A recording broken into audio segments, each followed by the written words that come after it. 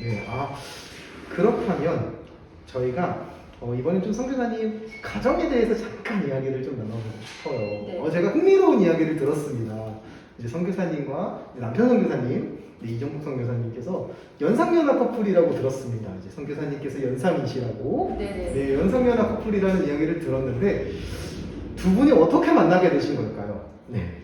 제가 대학교의 교목실에서 교육전도사로 섬기다가 그때 당시에 또 저희 남편 이정복 선교사는 교사였거든요.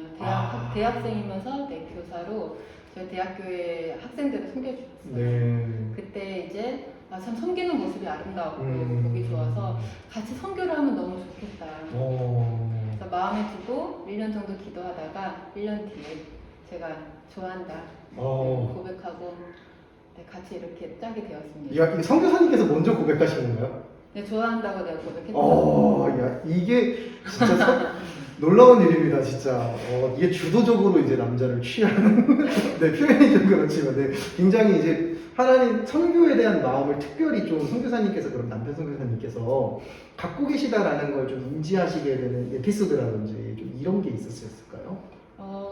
그런 거를 전에는 알 수 없었는데, 이제 제가 선교를 같이 함께 하고 싶다. 내가 함께 선교를 할 동역자가 필요한데 네네네. 나의 동반자가 되어달라고 했을 때 그 후에 저한테 선교에 대한 관심을 가지고 있었다라고 말을 해주더라고요. 그래서 하나님의 섭리구나. 진짜 그렇네요. 이게 진짜 쉽지 않은 결정이셨을 텐데 그만큼 진짜 마음이 많이 끌리셨던 것 같아요, 선교사님께서. 네, 저는 너무 좋아했는데 근데 이 사람은 우선 선교를 해야 되니까 결혼이 아니라 지금 선교를 함께 하자고 하니까 그렇죠. 시간을 달라고 하더라고요.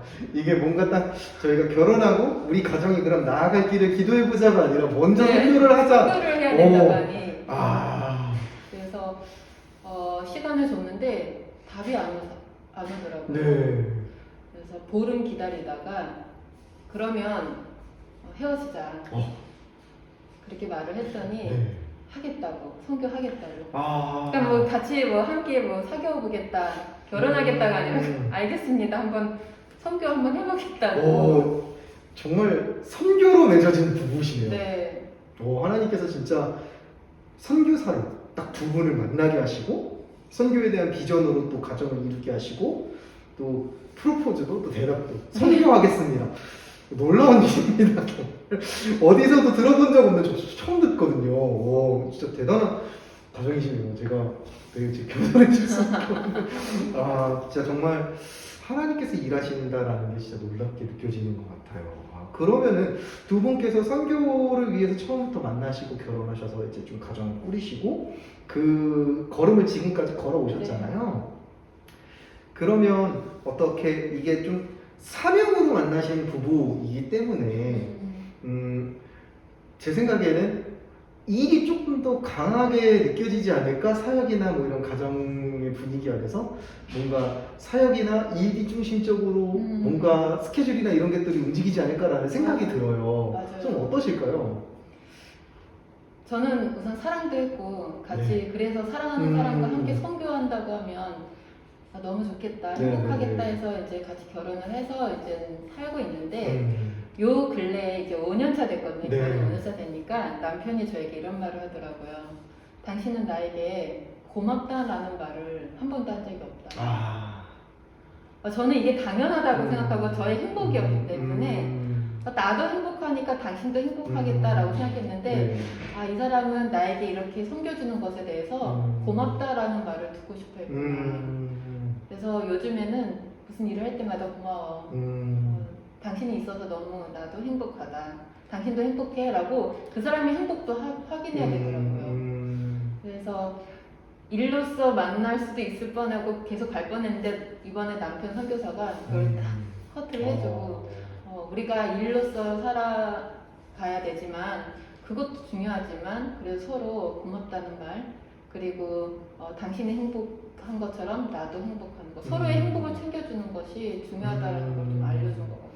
이게 또 타지에서 두 분만 의지하게 네, 되니까 더 맞아요. 그런 말들이 필요하셨던 것 같고 또 그런 부분들을 통해서 힘을 얻고 싶으셨던 것 같습니다. 이게 참 선교사님의 마음은 그런 게 또 아닌데 네. 또 그 현지에서 사역을 하다 보면 또 어쩔 수 없이 맞아요. 그 분주한 사역들 맞아요. 때문에 표현하지 못하는 그 맞아요. 마음들이 있었던 것 같아요. 아, 참 맞아요. 선교사님들 그리고 선교사님 가정이 참 이런 부분들이 어려울 수 있겠구나라는 것들을 좀 함께 공감하면서 더 기도해야겠구나라는 생각이 들게 되는 것 같습니다. 감사합니다. 아이고, 네. 그러면 혹시 아르헨티나 사역을 하고 계신데 아르헨티나라는 나라 잠깐만 좀 소개해 주시면 좋을 것 같아요. 아르헨티나는 저희 대한민국하고 비교했을 때 정반대에 있는 나라예요.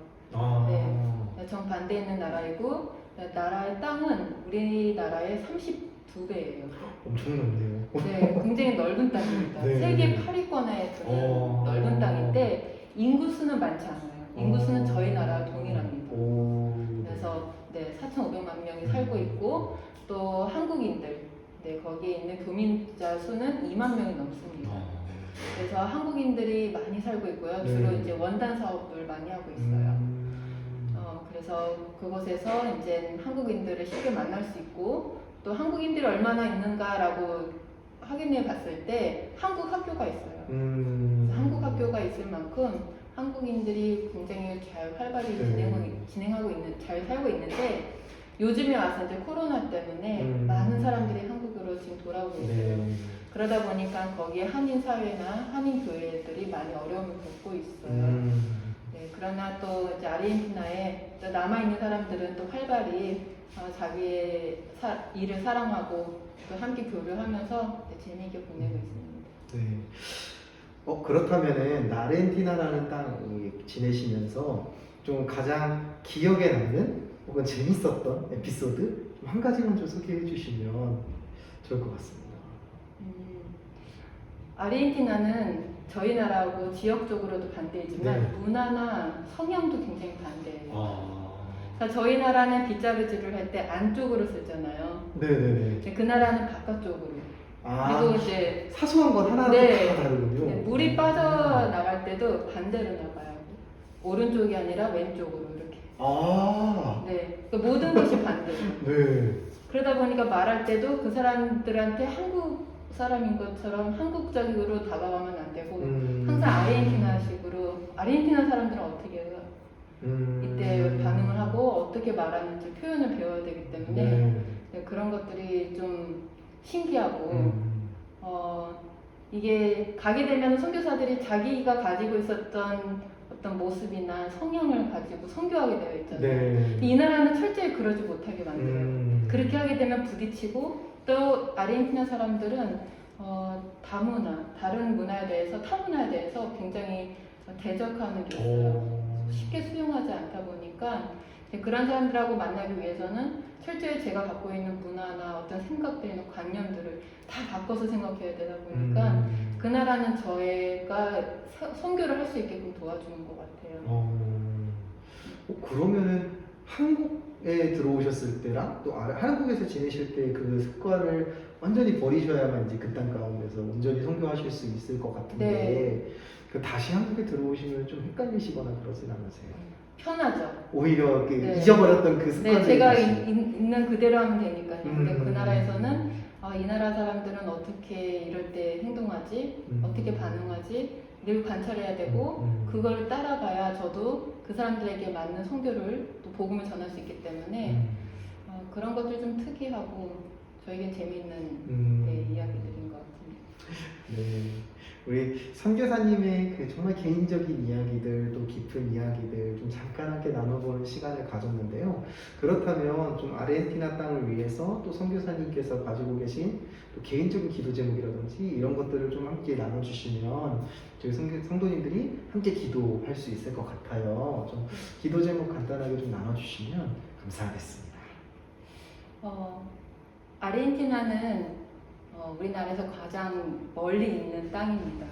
비행 시간만 35시간이 걸릴 정도로 먼 땅이기 때문에 저희 가족만 의지해야 되고 또 가족이 함께 해야 할 일들이 너무 많은데 그럴 때마다 서로 화합하는 마음이 필요한 것 같아요.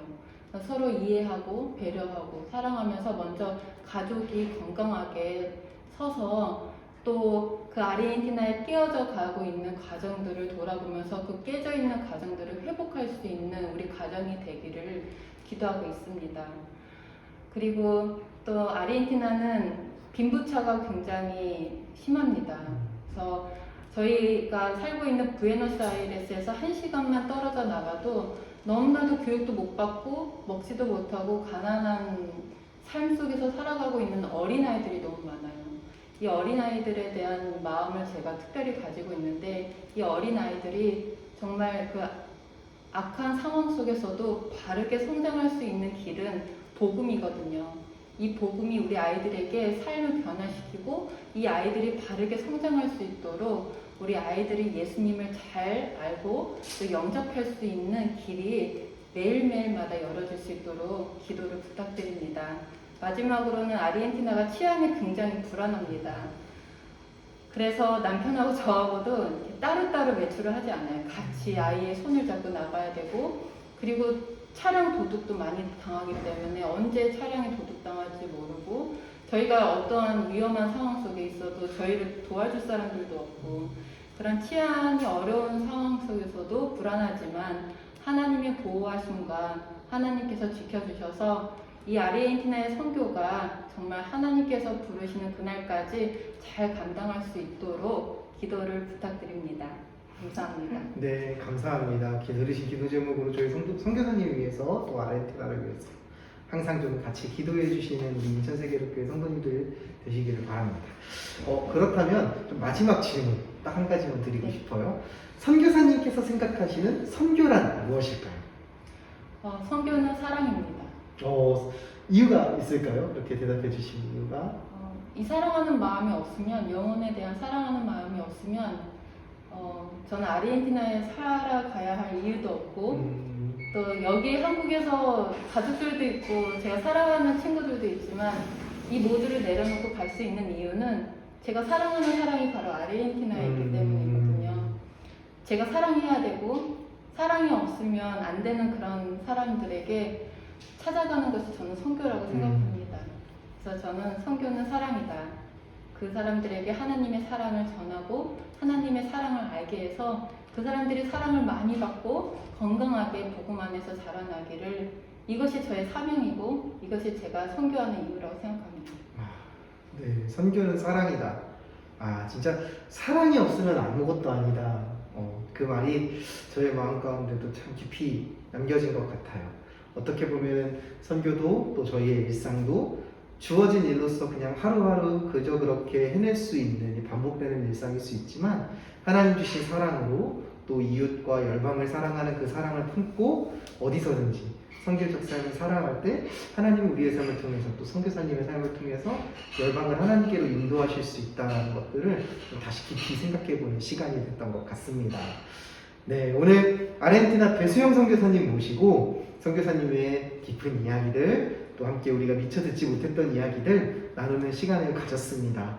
아르헨티나 생소한 나라인데요. 우리가 선교사님의 이야기를 듣고 또 아르헨티나를 기억하며 날마다 아르헨티나를 품는 우리 인천세계로교회 성도님들 되시기를 정말 간절히 축복하고 기도합니다. 오늘 두 번째 미션톡 선교사님과의 수다 함께 해주셔서 감사드리고요. 저는 또 다음 시간에 또 새로운 선교사님과 함께 찾아뵙도록 하겠습니다. 감사합니다. 감사합니다, 선교사님. 네, 감사합니다.